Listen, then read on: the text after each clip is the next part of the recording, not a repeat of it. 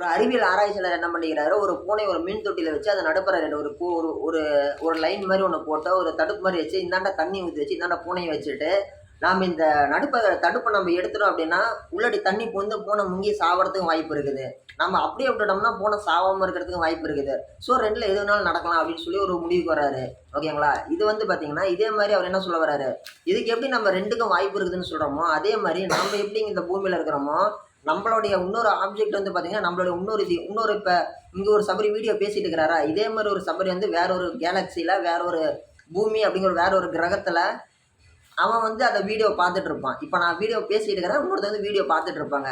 ஆனா கேரக்டர் இதே மாரி அங்க இருக்கிறதுக்கு வாய்ப்பு இருக்குது. இப்ப எப்படி நம்ம வந்து மீன் தொட்டில இத தூக்குனா தண்ணி முங்கி பூனை சாவறதுக்கு வாய்ப்பு இருக்குதுன்னு சொல்றோமோ, அத அப்படியே விட்டுட்டோம்னா பூனை வாழ்றதுக்கு வாய்ப்பு இருக்குதுங்கிறோமோ, எப்படி எந்தெந்த விஷயத்த நம்ம எல்லாத்துக்குமே 2 வாய்ப்பு இருக்குதுங்கிறோமோ, இதோடைய இன்னொரு நிழல் அப்படிங்கிறது வேற ஒரு கிரகத்துல நடந்துட்டு இருக்கும் அப்படிங்கிறத அவரோட கருத்தா சொல்லியிருக்கிறாரு.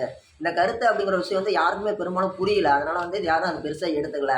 பொதுவாவே வந்து பார்த்தோம்னா லெமூரியா கண்டம், குமரி கண்டத்துடைய கான்டினென்ட் தியரியா வந்து என்ன சொல்லிட்டோம்னா, இன்னொருத்தர் என்ன ஒரு ஆராய்ச்சியாளர் என்ன சொன்னாரு, ஒட்டுக்கா இருந்த கண்டம் வந்து தனித்தனியா பிரிஞ்சிருச்சு. ஸோ லெமூரிய கண்டம் அப்படிங்கிறது இருக்க வாய்ப்பில்ல.